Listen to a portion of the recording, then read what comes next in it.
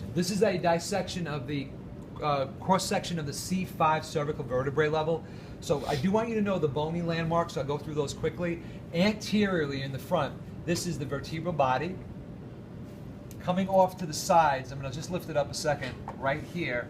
These are the transverse processes. So the transverse process on the left, transverse process on the right.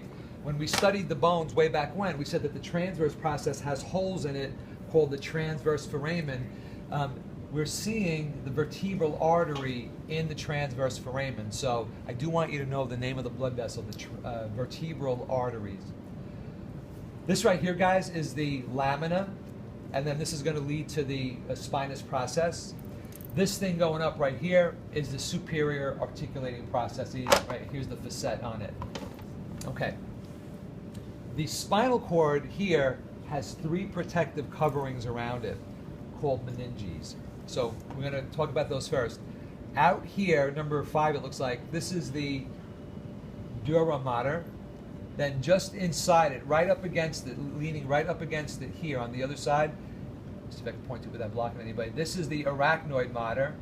And then on the spinal cord here is the pia mater. Okay? There's also some spaces that are associated with those meninges.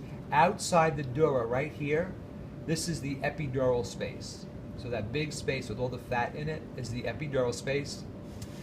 Under the dura, right here, this black line or brownish line right there, that is the subdural space. That's the one we talked about last week as a potential space, where my hand here was the dura mater and this hand was the arachnoid mater.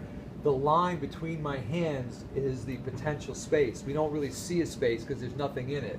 So that black line or brownish line on some models right here, that is the subdural space right there. The big space under the arachnoid mater right in here, guys, this one you definitely need to know, is the subarachnoid space. Anybody remember what goes in there?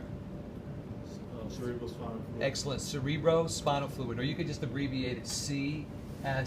I'm okay with that. All right, so those are the spaces that are associated with the meninges, okay? Now, as far as the inside of the spinal cord, watch this.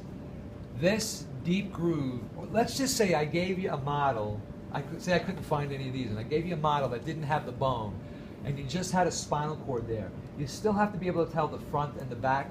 So this deep groove right here is the anterior median fissure, so that tells you this is the front.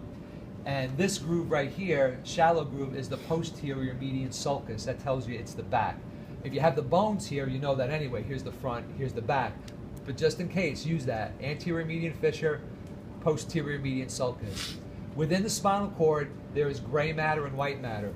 The gray matter, these 2 areas right here, guys, are the dorsal or posterior horns, lateral horns, ventral horns, or anterior horns, whatever you want to call it. Right? So posterior, lateral, and ventral.